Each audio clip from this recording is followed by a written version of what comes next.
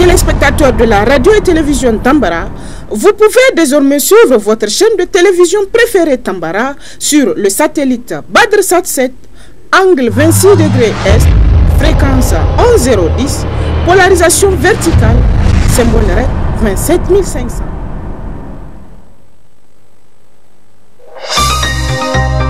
Suivez le journal avec STM Transport Voyageurs, une nouvelle façon de voyager.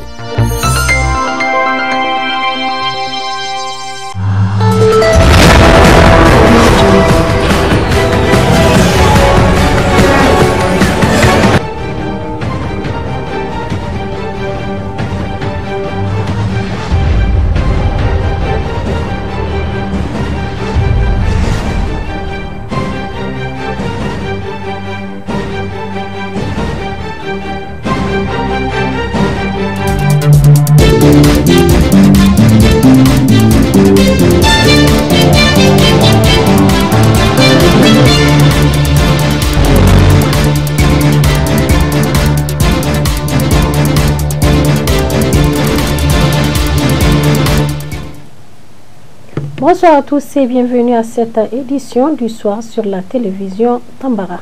Cérémonie de remise des machines à coudre aux bénéficiaires et à la clôture du projet Parsef ce samedi 7 janvier 2023 à Kwaratayi par l'association du Scout Niger.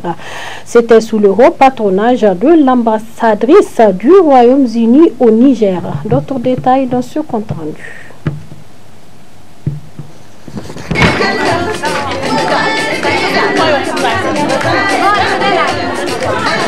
C'est dans une ambiance chaleureuse que l'association des scouts du Niger a procédé à cette cérémonie de remise de ces importants kits aux meilleurs élèves à l'issue de la formation de plusieurs mois du projet Parsef.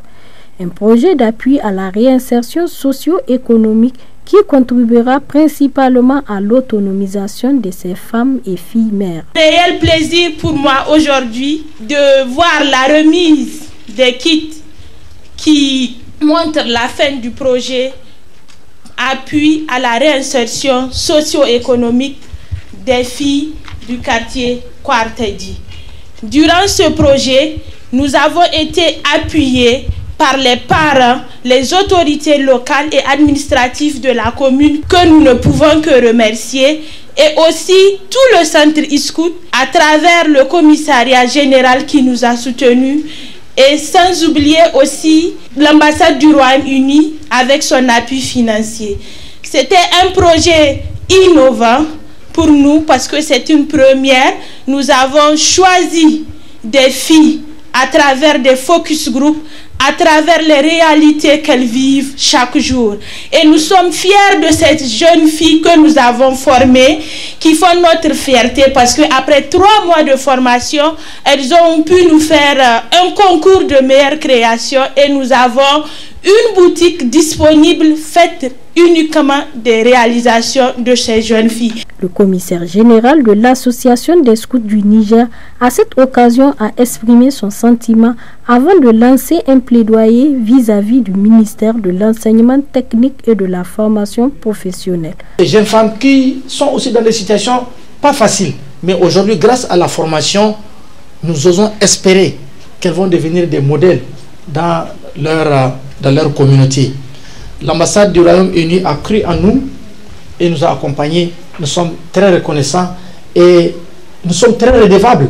Et cette redevabilité va se traduire lorsque vous allez voir le nombre de ces jeunes filles qui vont bénéficier des kits, être autonomes, mais au-delà, prendre en charge leurs familles respectives. Et je pense que cela est bien possible. Donc c'est pourquoi nous allons continuer à travailler avec l'ensemble des partenaires et plaider en même temps en présence du ministère de l'enseignement technique et de la formation professionnelle et notamment du FAFPA que nous avons voulu être présents ici pour voir les merveilles que font les scouts du Niger et solliciter un partenariat avec Dieu seul sait. Ils ont l'expertise, ils ont les ressources nécessaires, ils ne demandent que des structures sérieuses d'encadrement pour les accompagner. Et nous osons espérer que monsieur le conseiller technique va être l'ambassadeur de notre association afin qu'un partenariat formel puisse être établie entre le FAFPA et l'association des scouts du Niger.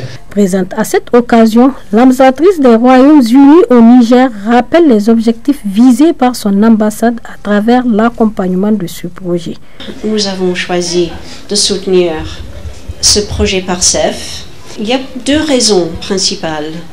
D'abord, nous avons cherché des projets qui soutenaient les femmes et les filles. Je sais que nous, le Royaume-Uni et tous les donateurs cherchent ici au Niger à soutenir les femmes et les filles parce que le Niger, c'est un pays en voie de développement, il faut le dire, et les femmes ont un rôle très important à soutenir le développement de tous les pays. Et là, alors, nous cherchons à célébrer la capacité, le dynamisme, l'énergie des femmes, l'innovation des femmes, la détermination des femmes à jouer un rôle économique et fort dans le développement de leur pays. En effet, c'est l'association des scouts qui ont présenté une proposition de projet de travail qui nous a impressionnés, encore une fois, du dynamisme, de l'ambition et de dédication à leur pays.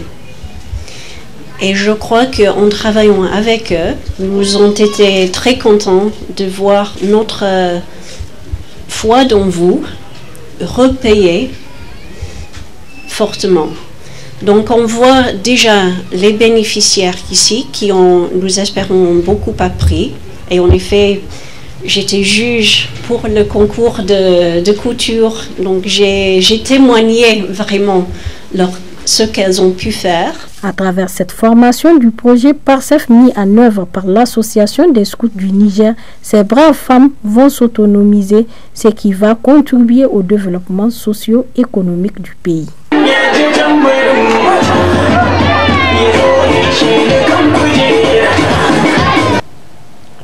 L'ONG Chronique Juridique a procédé cet après-midi à son 3e numéro du concept chronique CRAFE, placé sous le thème l'art dans la lutte contre le terrorisme. Nous y reviendrons en détail dans notre prochaine édition. Cérémonie de présentation des vœux de nouvel an au premier ministre chef du gouvernement, M. Ouroumodou Mahamadou, par ses collaborateurs. C'était hier après-midi au cabinet du premier ministre en présence de notre équipe. Le reportage.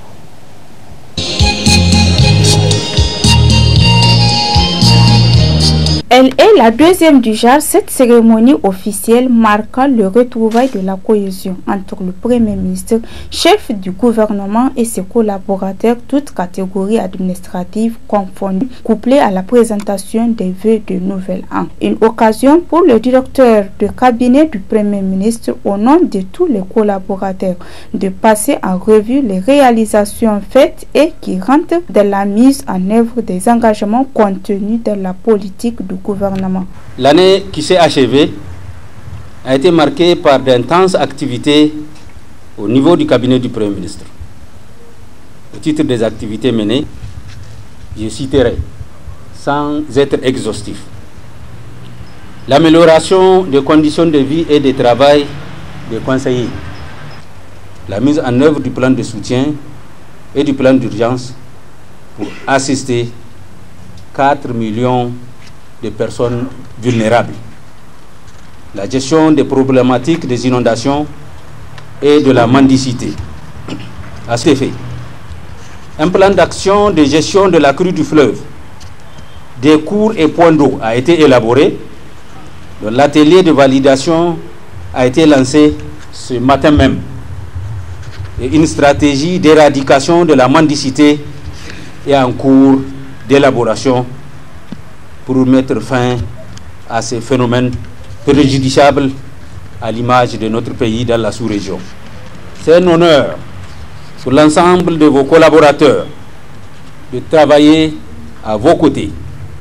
J'exhorte les conseillers les responsables des services rattachés, les cellules d'appui, ainsi que les directeurs techniques à être plus proactifs, à déployer davantage leur expertise et à faire un suivi de proximité dans la mise en œuvre de toutes les actions contenues dans la déclaration de politique générale du gouvernement. Le Premier ministre chef du gouvernement a eu une pensée particulière aux forces de défense et de sécurité tombées sur le champ de bataille avant de s'appesantir sur les défis qui les attendent. Il a aussi exhorté ses collaborateurs à faire de la culture des résultats leur boussole, tout en attirant leur attention sur l'attribution des marchés publics. Je voudrais vous transmettre tous mes voeux de bonne santé, de bonheur, de succès à vous-même et à vos familles respectives. Je fonde également le vœu ardent de retour de la paix, de la sécurité et de la stabilité dans certaines localités de notre pays affectées par le terrorisme et la criminalité organisée. À cette occasion, j'ai une pensée particulière pour les éléments de forces de défense et de sécurité tombés sur le champ d'honneur, ainsi que pour les victimes civiles de cette barbarie.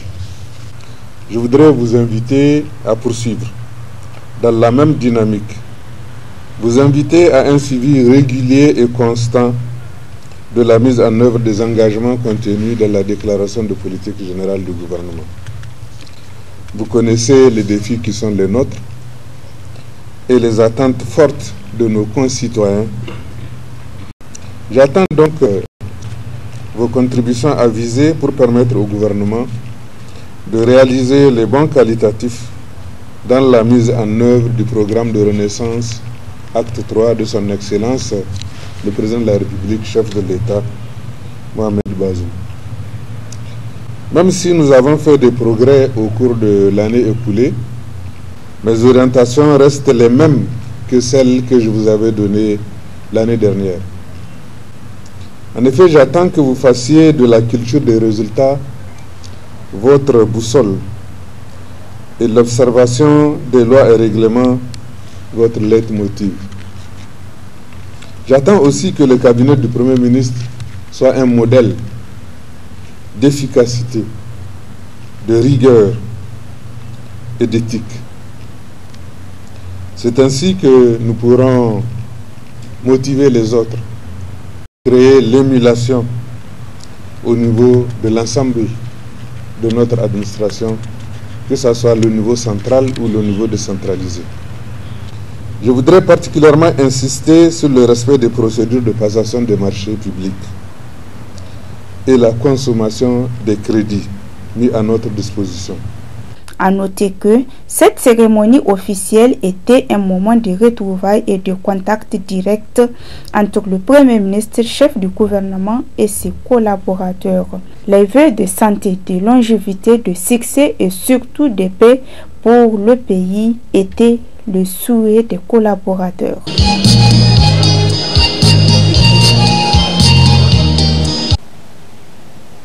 La République du Bénin a refusé tout accès aux éleveurs du pays voisin, le Niger.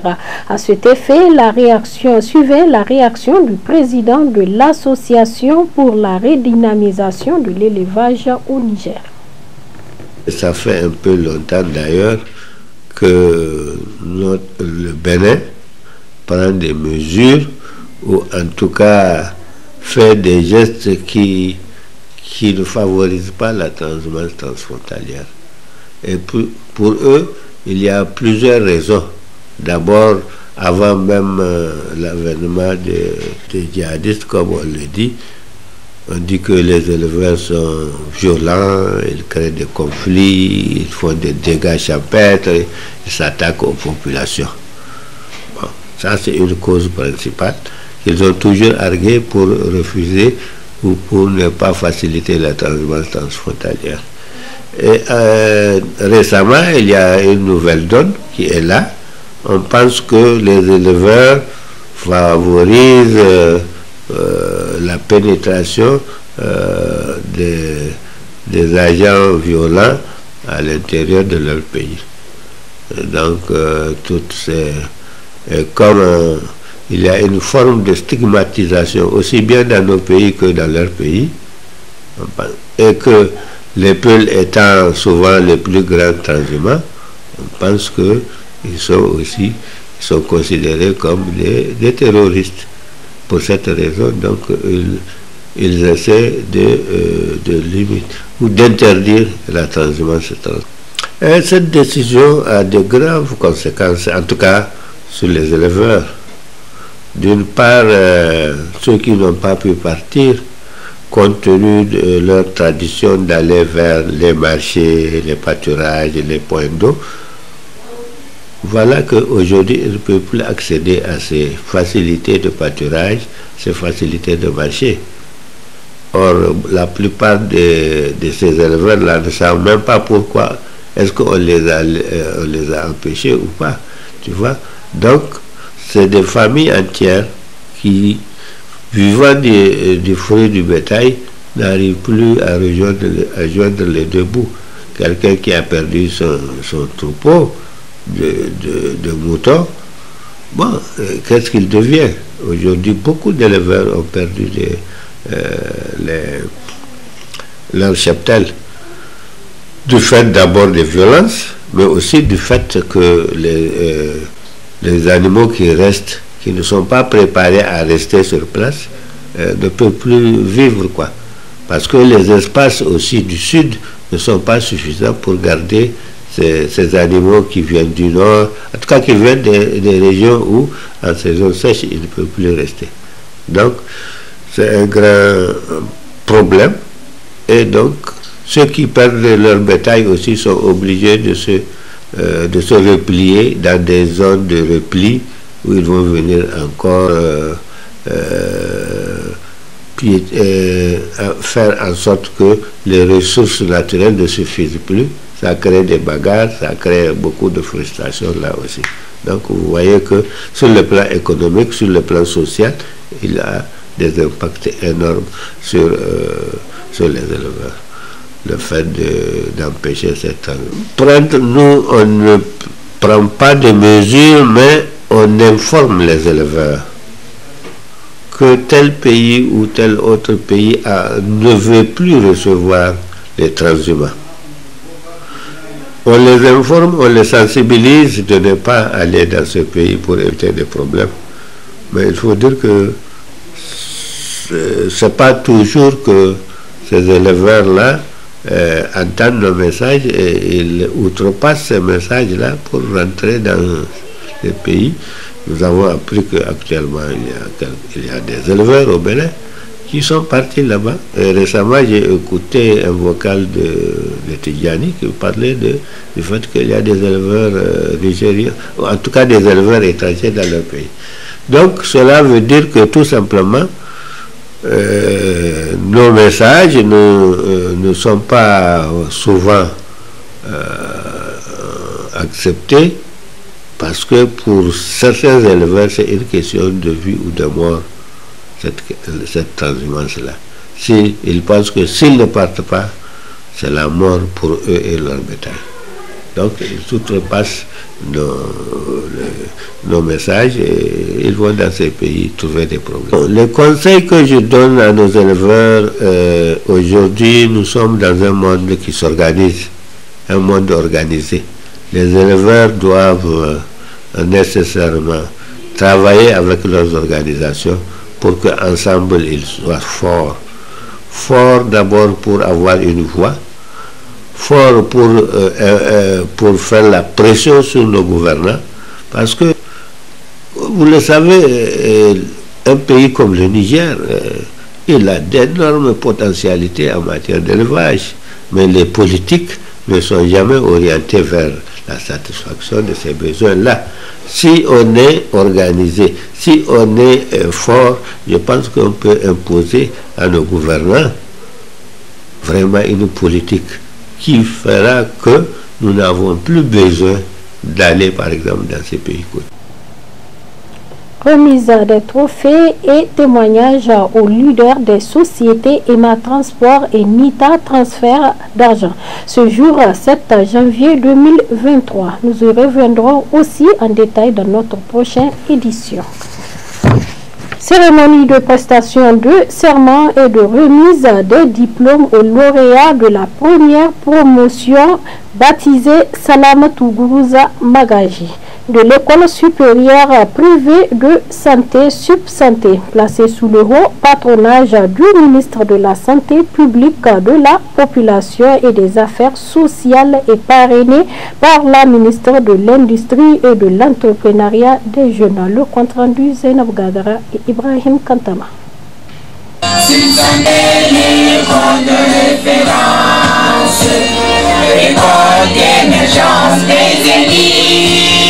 Cette cérémonie riche en couleurs de l'école supérieure de la santé Subsanté marque la sortie de la toute première promotion des élèves et étudiants de Subsanté après 3 ans de formation ayant admis à l'examen unique de certification de santé session 2022.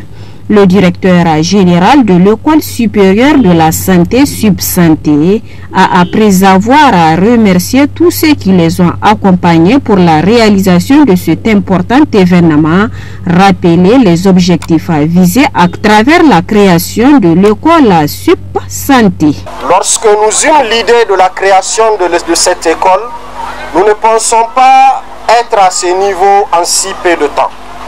Mais en notre qualité de médecin, professionnels de la santé, conscients des multiples défis qui existent dans ce domaine, nous nous sommes inspirés du modèle de la faculté des sciences de la santé de l'université Abdou Moumouni de Niamey, car nous en sommes des fruits. En effet, les professions de la santé sont de loin différentes des autres, car permettent à l'agent d'exercer sur une machine aussi complexe que sacrée qu'est le corps humain. Elle exige alors de son auteur beaucoup de connaissances, de compétences, de rigueur, de discipline, de savoir-faire, savoir-être et surtout savoir transmettre. Voilà ce qui a toujours été notre leitmotiv et ce qui a caractérisé et particularisé la formation à Subsanté. La représentante du ministère de la Santé publique est revenue sur les défis sanitaires enregistrés dans le pays. Notre présence ici témoigne de l'intérêt que le gouvernement attache à la question de la santé en général et la qualité de la formation des agents de santé en particulier. Le gouvernement, appuyé par les partenaires au développement, a mis en œuvre des politiques de lutte contre la pauvreté et d'amélioration de l'état de santé des populations. Il faut noter que la politique de santé a été actualisée et l'amélioration de la couverture sanitaire constitue un des axes prioritaires de la politique de la Renaissance Acte 3 de son Excellence Mohamed Bazoum, président de la République, chef de l'État. Conscient du fait que cela passe nécessairement par une formation de qualité, nous avons depuis un certain temps gardé un regard particulier et un suivi régulier de l'enseignement-apprentissage mené dans les différents établissements. Ainsi, nous pouvons citer entre autres l'harmonisation des programmes de formation, la réorganisation de l'examen unique de certification en santé, l'élaboration des manuels de qualité et assurance qualité, le développement de l'approche par compétences, l'inspection régulière des institutions de formation en santé. La ministre de l'Industrie et de l'Entrepreneuriat des Jeunes, marraine de cette cérémonie, a à cette occasion prodigué des sages conseils aux lauréats de la première promotion, baptisée à son nom Salamatou Gourouza. Chers récipiendaires, la présente cérémonie est organisée en votre honneur. Elle consacre non seulement l'aboutissement de vos multiples efforts, mais surtout le début d'une nouvelle vie, celle qui vous ouvre les portes d'une carrière professionnelle. Je voudrais vous féliciter et vous encourager à aller de l'avant en donnant le meilleur de vous dans l'exercice de vos fonctions. Gardez en tête que vous n'allez pas embrasser un métier banal, mais l'un des deux métiers les plus nobles de l'humanité. Vous l'avez aisément deviné, l'autre étant l'éducation. Nous serons amenés à vous confier nos vies. S'il vous plaît, prenez-en grand soin. Il vous faut pour cela beaucoup de patience et de don de soi. Ces lauréats qualifiés sont désormais sur le marché de l'emploi national et international. Enfin, cette cérémonie a pris fin avec la prestation des serments des lauréats qui marqua le début de leur entrée dans la vie professionnelle, accompagné de la remise des diplômes à ces lauréats de la première promotion baptisée Salamatou Gourouza de l'école supérieure de la santé Sub-Santé. Je m'engage solennellement devant Dieu et en présence de cette assemblée à mener une vie intègre et à remplir fidèlement les devoirs de ma profession.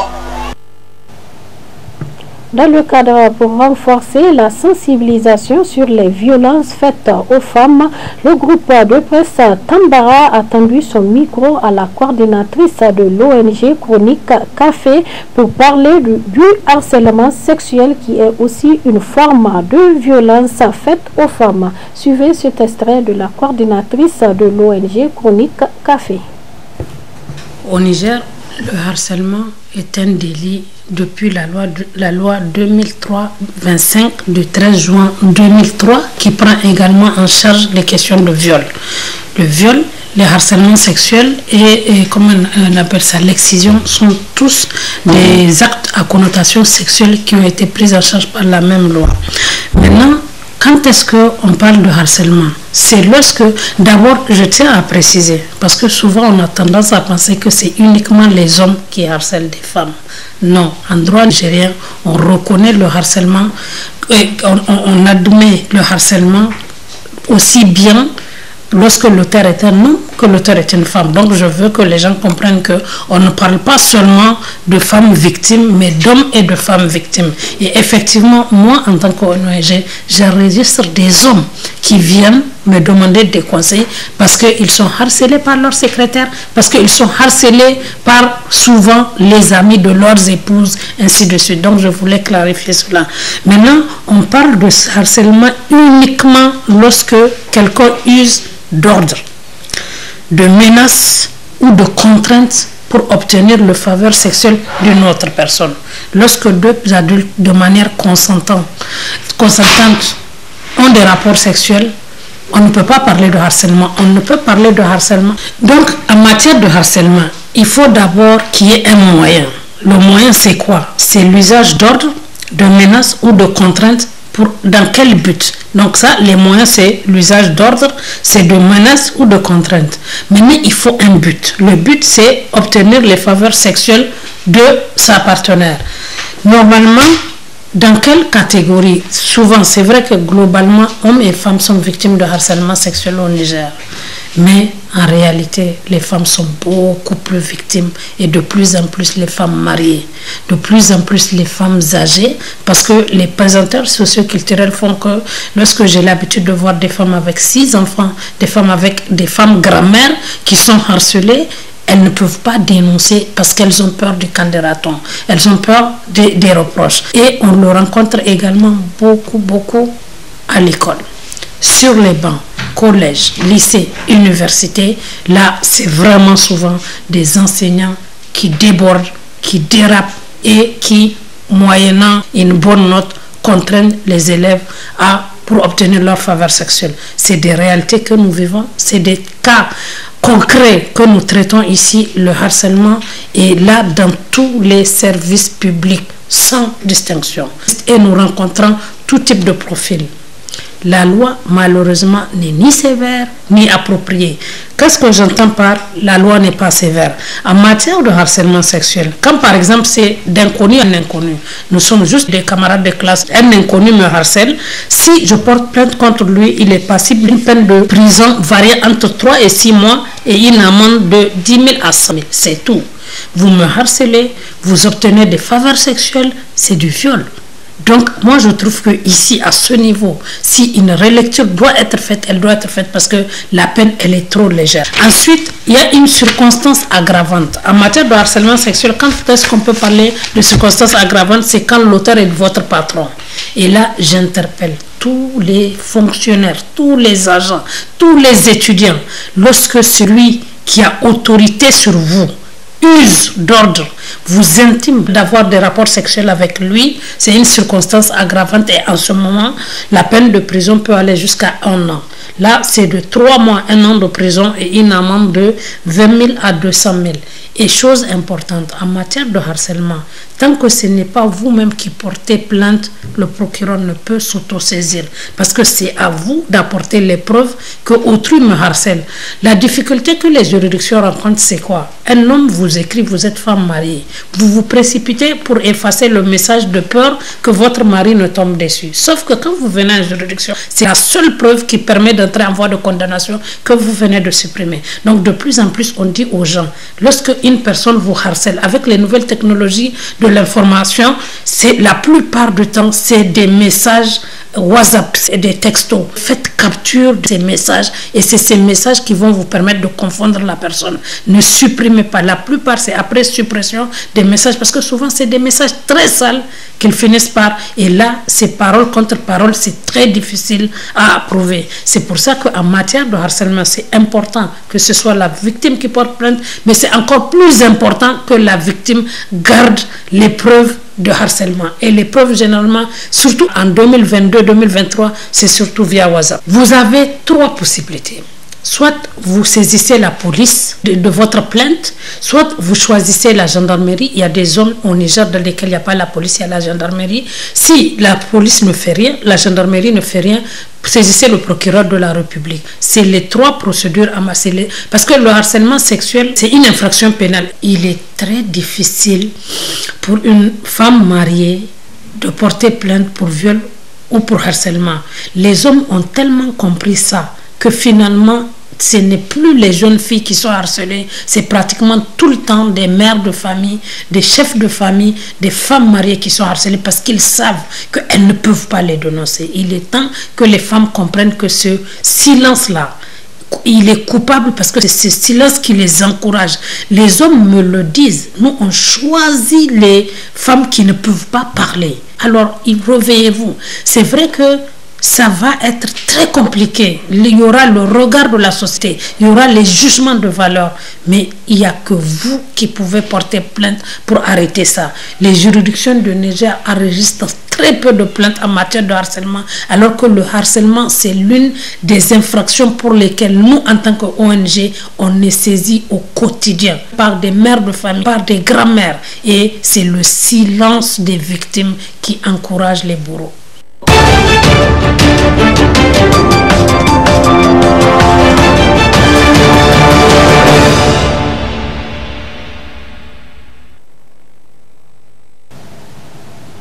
Actualité internationale dans cette édition.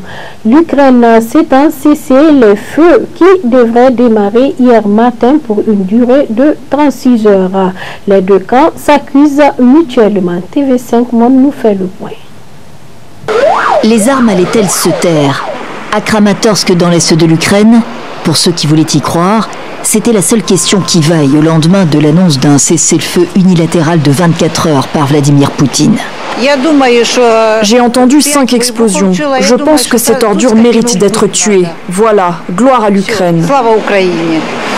2 tirs de roquettes sur des immeubles résidentiels selon les autorités ukrainiennes. Il y a eu plusieurs frappes. Nos soldats tiennent toujours Bakhmout, je crois, alors ça va aller. L'Ukraine vaincra. Il faut battre ces animaux. Il n'y a pas d'autre mot pour les décrire. Mais si Bakhmout tombe, Kramatorsk va souffrir durement. Bakhmout, à 1 heure de route environ de Kramatorsk. Là aussi, les tirs d'artillerie ont résonné ce vendredi de sources indépendantes.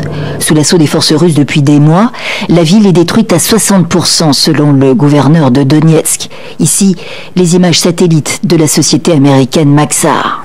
Des tirs Les séparatistes pro-russes en font également état sur des quartiers résidentiels et des positions militaires à Lugansk et dans la région de Zaporizhia, entre autres, affirme le ministre russe de la Défense. Une trêve des forces russes pour le Noël orthodoxe, personne n'y a jamais cru dans la capitale ukrainienne. On ne peut pas faire confiance aux Russes, jamais. Quoi qu'ils promettent, ils ne le font pas. Ils ont dit qu'il n'y aurait pas de guerre, aujourd'hui ils attaquent. Je pense que Poutine ne fait que prolonger la guerre. Il a besoin de temps pour tout recommencer et lancer une offensive. Moscou cherche à gagner du temps, martèle le président ukrainien. Si la Russie voulait vraiment cesser le bain de sang, elle se retirerait d'Ukraine immédiatement et mettrait fin à cette guerre maintenant, affirme pour sa part le Pentagone. C'est la fin de cette édition. Merci de nous avoir suivis. Au revoir et à bientôt.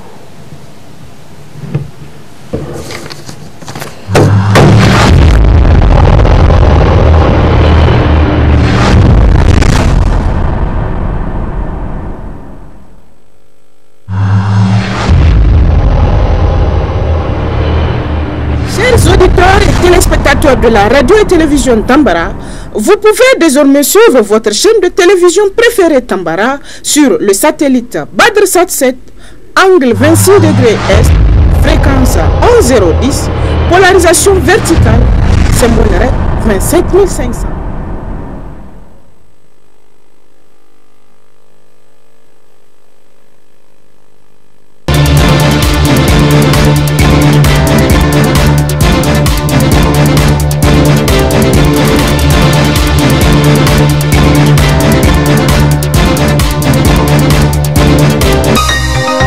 Ce journal vous a été présenté par STM Transport Voyageurs.